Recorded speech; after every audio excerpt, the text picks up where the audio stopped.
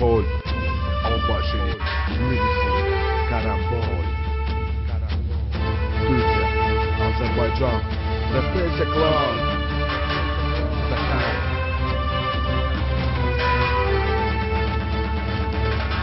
Vətən, uğrunda ölən varsa vətən. Amma bəzən unudulur vətən uğrunda ölən. Bastığım torpaq mənə möhtacsa əgər. Tökərəm damcı tər ölərəm izin versə qədər. Xəbər gəlib artıq, müqəddəs torpaqlar alınır. Döyüş alnımıza həkk olunub, alnımızda yazılır.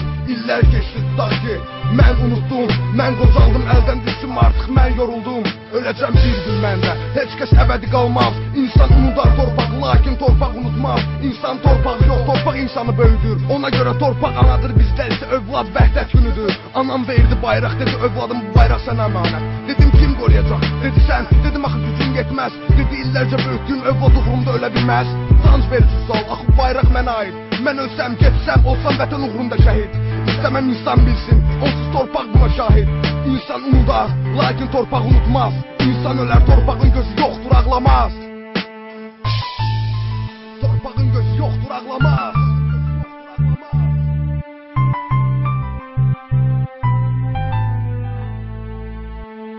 Atam mənə öyrətdiyi tək bir şey, Türkün Türkdən başqa dostu yox. Lakin tarix boyu düşmənlərimiz olub çox. Avropa, Amerika, bugünkü vəhdətimiz ürəyimizdəki həzin lirika. İsrail, Sizlərmi olacaqsınız Türklər üçün Əzrail? Nə qədər ki var bu din deyəcək. Əgər müsəlmandırsa terrorist, o zaman Amerika qatil. Parçalandı çox ürək, ətrafımızda min köpək it. 1915 və yenə də genosid. 1915 və yenə də genosid.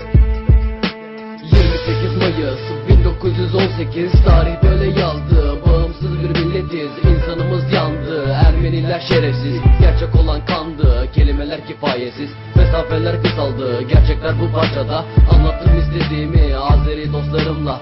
Türkiye destek için işte burada. Azeri dostlarım her zaman yanımda. Kanımda muhtaç olduğum kudret. Biz Türk'üz, Türk kalacağız ilelebet. Ya sev ya da bu toprağı terk et. Atamın yolundayız sonsuza dek.